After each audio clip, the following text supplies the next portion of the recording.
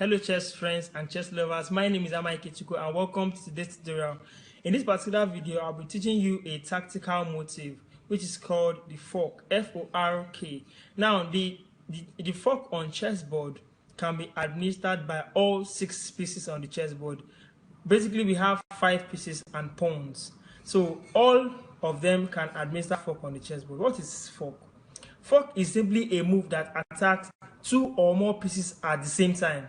The opponent cannot deal with both threats at the same time and has to allow one of his pieces to be taken. So over to the screen, right? Over to the screen. Okay, so over to the illustration right now on the screen. Now let's take a look at an example on the screen. What is that one move that can actually threaten 2 pieces at the same time by this particular white knight on b3? White knight on b3 can access all dark squares based on how it can move. For example, it can access this particular dark square here, dark square here, dark square here, here, and also here and here. So it can access 1, 2, 3, 4, 5, 6 dark squares from the light square b3 where it is staying on now.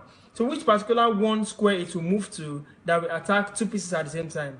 If you have seen it, congratulations to you. Now over to the screen right now. The square in which the white knight can jump over to attack 2 pieces is the c5 square. Now the c5 square attacks both the king, the black king on b7 and the black queen on e6. Now that is exactly what I want you to observe and learn in this video. Learn how to make threats with just one single move and your game will be stronger. You'll be a deadly opponent on the chessboard. Over to other pieces. Now example 2. How can I make a threat? How can I make a threat that will attack 2 pieces on the chessboard right now?